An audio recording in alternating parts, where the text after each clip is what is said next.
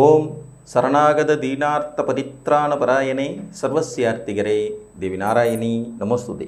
வணக்கம் நேயர்களே, இது மகாலட்சுமி ஜோதிடம் வழங்கும் காலச்சக்கரம். உங்கள் அன்பு ஜோதிடர் ஸ்ரீராம்ஜி பேசுகிறேன். அனைவரும் நலமுடன் இருக்கிறீர்களா? நன்றாகத்தான் இருப்பீர்கள், நன்றாக இருக்க வேண்டும். இன்றைய காணொளியில் நாம் காண இருப்பது பல தொழில் மன்னர்கள். இதன் தலைப்பு. ஜாதகத்தில் ஒன்றுக்கு மேற்பட்ட தொழில் புரிந்து அவை அனைத்தையும் வெற்றிகரமாக நடத்தி பெரும் தனம் சேர்க்கும் யோகங்கள் வெகு சிலருக்கே அமையப்பெறும். ஒரு தொழிலில் ஒரு வேலை செய்கிறதே பெரிய கஷ்டமான சூழ்நிலைகள் இருக்கிற காலகட்டத்தில் ஒன்றுக்கு மேற்பட்ட தொழில்கள் புரியும் யோகிதைகள்ங்கிறதும் இருக்கத்தான் செய்கிறது. ஒரே நேரத்தில் பலவிதமான தொழில்களை செய்து அதில் அனைத்திலும் சக்ஸஸ்ஃபுல்லாக வரத்துக்கான கிரக அமைப்புகள் எவ்வாறு இருக்கும் அப்படிங்கிறத நம்ம இன்றைக்கி பார்க்கலாம். பொதுவாக தன்னம்பிக்கை மற்றும் சம்பார்த்திய காரகன் என்று சொல்லக்கூடிய சூரிய பகவான் ஒரு ஜாதகத்தில் ஆட்சி, உச்சம், மூலத்திரிகோணம் அப்படிங்கிற வலிமையோடு திக்பலம், இந்த 4 வலிமைகள் ஏதாவது ஒன்றை பெற்றிருப்பவர்களுக்கு முதல்ல நிறைய சம்பாதிக்கணுங்கிற எண்ணம் ஸ்ட்ராங்காக இருக்கும். சூரியன் மேசத்தில் உச்சமடைவார், சிம்மத்தில் ஆட்சி மற்றும் மூலத்திரிகோண வலுவை பெறுவார். நீங்கள் எந்த லக்னத்தில் பிறந்திருந்தாலும் 10ஆம் வீட்டில் அவர் இருந்தார்னா திக்பல வலிமையோடு இருப்பார். ஸோ இந்த 3ல் ஏதாவது ஒரு பவரில் அவர் இருக்கணும். ஒன்று ஆட்சி அடைஞ்சிருக்கணும், இல்லை உச்சம் அடைஞ்சிருக்கணும், இல்லை திக்பலம் அடைஞ்சிருக்கணும். இந்த அமைப்பில் இருந்தாலே நிறைய சம்பாதிக்கணுங்கிற எண்ணமும் அதற்கான மன உறுதியும் வலிமையும் ஜாதகர்கிட்ட இருக்கும். அடுத்தது லக்னாதிபதி நட்பு நிலைக்கு குறையாமல் இருக்க வேண்டியது அவசியம். ஏன்னா எதை நாம் பெற்றுக்கொள்ள வேண்டும் என்றாலும் லக்னாதிபதியினுடைய ஸ்ட்ராங்னஸ் ரொம்ப ரொம்ப இம்பார்ட்டன்ட். அதற்கு அடுத்தபடியாக பின் வயதுகளில் நமது வாழ்வியலை நடத்தி கொண்டு செல்லக்கூடிய ராசிநாதன் என்று சொல்லக்கூடிய சந்திரன் நின்ற வீட்டின் அதிபதியும் நட்பு நிலைக்கு குறையாமல் இருக்க வேண்டும். இந்த 3 விதிகளும் பொருந்தி வரணும். புரிஞ்சுங்களா? ஃபஸ்ட்டு சூரியன் நல்லா இருக்கணும், கெட்டு போயிருக்கக்கூடாது. சூரியன் எப்போ கெடுறார்? அவர் ராகு கேதுகளால் கிரகணப்படுத்தப்பட்டால் கெட்டு போயிடுவார். சனியோட ரொம்ப க்ளோஸாக இருந்தால் பயங்கர டிஸ்டர்பாக இருப்பார். இது இல்லாத நிலையில் சூரியன் ஆட்சி, உச்சம், மூலத்திரிகோண திக்பல வலுவோடு இருப்பது, உங்கள் லக்னாதிபதி என்பவர் நட்பு நிலைக்கு குறையாத அளவுக்கு வலுவோடு இருப்பது, உங்கள் ராசி அதிபதி என்பவர் அவரும் நட்பு நிலைக்கு குறையாத வலுவோடு இருப்பது. ஒரு உதாரணம் பார்த்துருவோம். இப்போ ஒரு மீன லக்ன ஜாதகம், மிதுன ராசி, மீன லக்ன ஜாதகம், மிதுன ராசி. இதில் லக்னாதிபதி குரு லக்னத்திலேயே ஆட்சி, லக்னாதிபதி நல்லா இருக்கார், லக்னத்திலேயே வலுவாக இருக்கார். சூரியன் இவருக்கு உச்சம் 2ஆம் இடத்துல, 3ஆம் இடத்துல நட்பு நிலையில் புதன், 4ல் சந்திரன், மிதுன ராசி. அப்போ ராசி அதிபதி நட்பு நிலைக்கு குறையாமல் இருக்கார், லக்னாதிபதி ஆட்சியாக இருக்கார், சூரியனும் வலுவாக இருக்கார். ஸோ இதுதான் நான் சொன்ன மேற்கூறிய விதிகள். இந்த 3 அமைப்புகளில் பெரும் பணம் சேர்க்க வேண்டும், நிறைய சம்பாதிக்கணும், நிறைய பேருக்கு நம்ம வேலை கொடுக்கணும், நம்ம ஒரு தொழிலதிபராக திகழணுங்கிற எண்ணம் இந்த கிரகங்கள் கொடுத்துடும். இது போக உங்களுடைய ஜீவனாதிபதி என்று சொல்லக்கூடிய 10ஆம் வீட்டுக்கு அதிபதி குறைந்தபட்சம் 2-3 கிரகங்களின் தொடர்பை பெற்று வலுவோடு 10ஆம் இடத்திலோ அல்லது 7ஆம் இடத்திலோ இருக்க வேண்டியது அவசியம். ஜீவனாதிபதி 10ஆம் இடத்துல இருக்கலாம், 7ஆம் இடத்துல இருக்கலாம். இந்த அமைப்பு இருந்துருச்சுன்னா ஆட்டோமேட்டிக்காகவே பல தொழில் புரியும் யோகிதைகள் உங்களுக்கு உண்டாகும். இதில் ஒரு 4-5 விதிகள் உங்களுக்கு வரதான் செய்யும். 4-5 விதிகளும் சேர்ந்தால் தான் ஒன்றுக்கு மேற்பட்ட தொழில் செஞ்சு வெற்றிகரமான மனிதர்களாக திகழ முடியும். ஃபஸ்ட்டு விதி, லக்னாதிபதி நட்பு நிலைக்கு குறையாமல் இருக்க வேண்டும். 2வது விதி, ராசிநாதனும் நட்பு நிலைக்கு குறையாமல் இருக்கணும். இவங்களாம் ஆட்சி, உச்சம், மூலத்திரிகோணம் அடையிறதுங்கிறது இன்னும் ஸ்பெஷலான ஒரு அமைப்பு. நீங்கள் 5 பேருக்கு சம்பளம் கொடுக்குற முதலாளியாக இருக்கீங்களா, 50 பேருக்கு சம்பளம் கொடுக்குற முதலாளியாக இருக்கீங்களா, 500 பேருக்கு சம்பளம் கொடுக்குற முதலாளியாக இருக்கீங்களா, எத்தனை விதமான தொழில்கள் புரிகிறீர்கள்ங்கிறதெல்லாம் இவங்களுடைய வலிமையின் நிலையை பொறுத்து மாறுபடும். இப்போ நட்பு நிலையில் இருந்தால் ஒரு வலிமை, அதுவே ஆட்சி நிலையில் இருந்தால் இன்னும் வலிமை, உச்ச நிலையில் இருந்தால் அதை விட வலிமை, திக்பல நிலையில் இருந்தால் வலிமை. இந்த மாதிரி நம்ம பிரித்து எடுத்துக்கணும். சரிங்களா?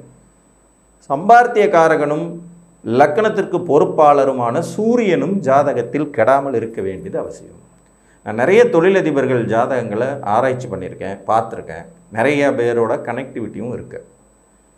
இந்த தொழிலதிபர்கள்னால் குறைந்தபட்சம் ஒரு 50 பேருக்காக சம்பளம் கொடுத்துட்ருக்கிற முதலாளிகளாக இருப்பாங்க. ஒன்றுக்கு மேற்பட்ட தொழில்கள் அவங்கள்ட்ட இருக்கும். ஒரு பக்கம் விவசாயத்தின் மூலமாக வருமானம் வந்துட்டுருக்கும், இன்னொரு பக்கம் வீட்டு வாடகைகள் மூலமாக வருமானம் வந்துட்டுருக்கும், ஒரு பக்கம் இண்டஸ்ட்ரியல் நடத்திட்டு இருப்பாங்க, இன்னொரு பக்கம் ஃபைனான்ஸ் தொழில் பண்ணிகிட்டு இருப்பாங்க.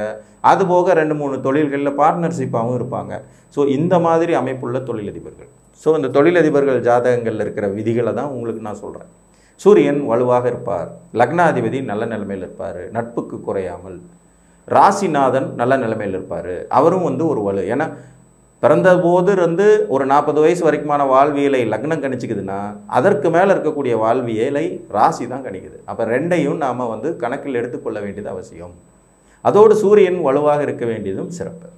இதுபோக ஜீவனாதிபதிங்கிறவர் ஒன்றுக்கு மேற்பட்ட கிரகங்களின் தொடர்புகளை பெற்று, ஜீவனாதிபதிக்கு 2-3 கிரகங்களோட தொடர்பு பெற்று 10ஆம் இடத்திலோ அல்லது 7ஆம் இடத்திலோ அதீத வலிமையோடு இருக்கும்போது, 10ஆம் இடத்திலோ 7ஆம் இடத்திலோ இவங்க வலுவாக இருந்தாங்கன்னா இவர்களுக்கு பல தொழில் மன்னர்கள்ங்கிற பேர் கிட்டப்பெறும்.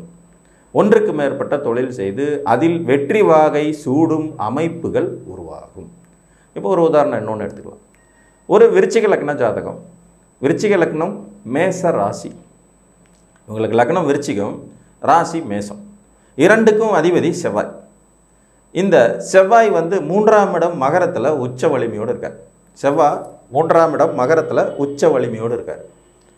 இவருக்கு 10ஆம் இடத்துல சூரியன் ஆட்சி, கூடவே புதன். 10ஆம் இடத்து அதிபதி 10லேயே வலுத்து கூடவே புதனும் இருக்கார். 2 கிரக அமைப்பாகவும் போயிடுது. இப்போ ஜாதகப்படி பார்த்தீங்கன்னா சூரியன் நல்லா இருக்கார், ராசி அதிபதி நல்லா இருக்கார், லக்னாதிபதி நல்லா இருக்கார், லக்னாதிபதி ஃபுல் பவர்லேயே இருக்கார். இப்போ சூரியன் ராசி அதிபதி லக்னாதிபதியோடு சேர்ந்து 10ஆம் அதிபதியாக சூரியனுமே வலுத்த நிலையில் அவருக்கு 11-8 லாபாதிபதி புதனின் தொடர்பு இருக்க, இது புத ஆதித்ய யோகமாகவும் செயல்படுறது. இவர் வெளிநாட்டுக்கு எக்ஸ்போர்ட் இம்போர்ட் பிஸ்னஸும் பண்ணிகிட்ருக்காரு, லோக்கலில் டெக்ஸ்டைல்ஸ் பிஸ்னஸும் பண்ணிக்கிட்டு இருக்காரு, ஃபைனான்ஸில் பார்ட்னர்ஷிப்பாகவும் இருக்கார், சைடில் ரியல் எஸ்டேட்டும் பண்ணிகிட்டு இருக்காரு, அரசியல்லையும் இருக்கார். புரியுதுங்களா? பல தொழில் மன்னர்களை உருவாக்கும் அமைப்பு இப்படி தான் இருக்கும். ஸோ உங்கள் ஜாதகத்தில் இந்த மாதிரியான அமைப்புகள் இருந்ததுன்னா உங்களாலும் ஒன்றுக்கு மேற்பட்ட தொழில்களை புரிந்து வெற்றிகரமான மனிதராக, பலருக்கு முன்னுதாரண மனிதர்களாக திகழ முடியும். சரிங்களா? மீண்டும் ஒரு முறை இந்த விதியை சொல்லிடுறேன். லக்னாதிபதி நட்பு நிலைக்கு குறையாமல் இருக்க வேண்டும்.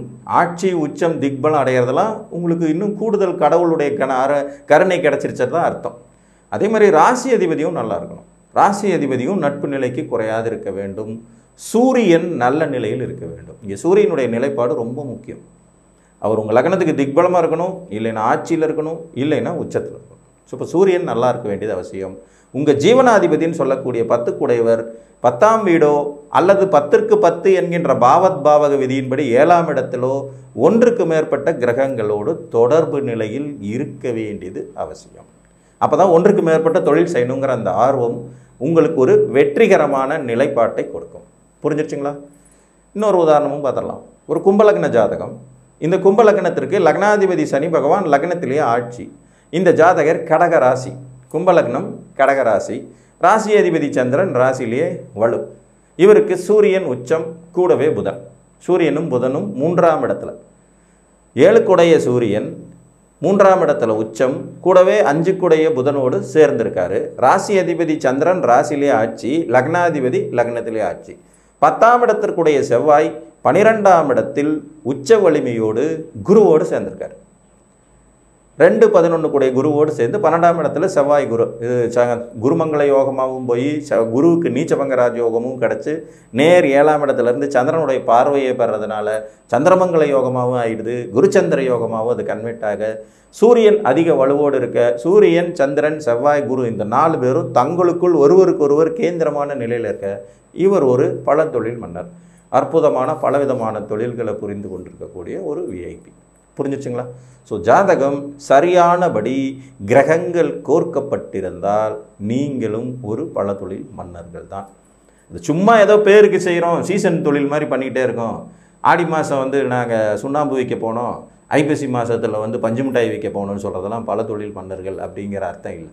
ஒரு தொழிலை செய்வதன் மூலமாக அதை இறுதி வரை கொண்டு செல்லும் யோகிதை, மேலும் அந்த தொழிலினால் பல பேருக்கு வருமானம் வரக்கூடிய சூழ்நிலைகளை உருவாக்கி தரும் தலைமை தாங்கும் பொறுப்பு, தன்னம்பிக்கை மிகுந்த வெற்றி வாகை சூடும் அமைப்புகள், இது அனைத்தும் சேர்ந்தால்தான் தொழிலதிபர்கள். ஸோ அந்த அமைப்பை தருவதற்கு சூரியன் லக்னாதிபதி ராசி அதிபதியோடு உங்கள் ஜீவனாதிபதிக்கு ஏற்படும் பல கிரக தொடர்புகளும் நிச்சயம் வெற்றி வாகை சூடும் அமைப்புகளாகும் என்று கூறி மீண்டும் ஒரு காணொளியில் உங்களை சந்திக்கும் வரை உங்களிடமிருந்து அன்புடன் விடைபெற்றுக் கொள்வது உங்கள் அன்பு ஜோதிடர் ஸ்ரீராம்ஜி. நன்றி, வணக்கம்.